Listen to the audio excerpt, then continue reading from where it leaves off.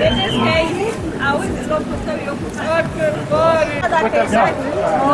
Nu sare. Numai se pregătește. Nu, așa face. Deci dacă nu-l clădiți, nu sare. Păi este de 21 de metri. Dacă nu știi să sări, te fărâm. Da, viteza apei este destul de mare. Ia să vedem, chiar sare? Nu. Îl plătește cineva. Nu, astea sunt numai Păi dacă se pregătește... astea sunt numai ca să te incite.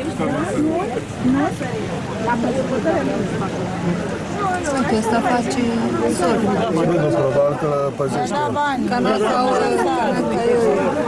I-a dat bani? Și ăsta îl prinde să cică. Sare? Nu sare. La sare, că dea bani. Are bani. Bă, nu fac bani.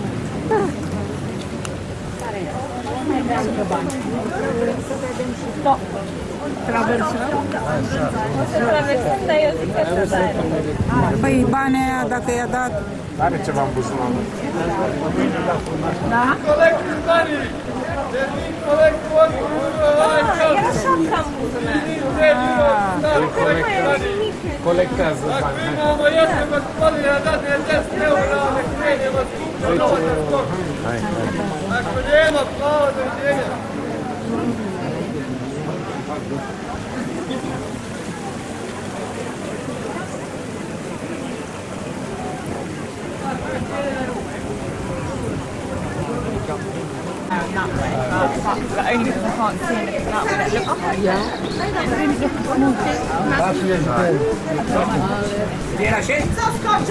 Nie?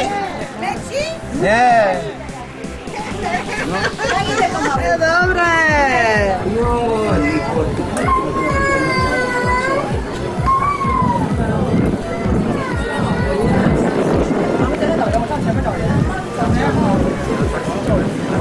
那边是啥呀？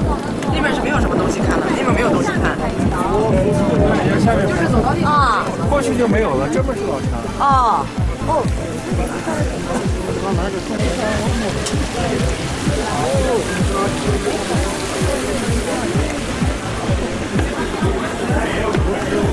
这身上纹的中文吗？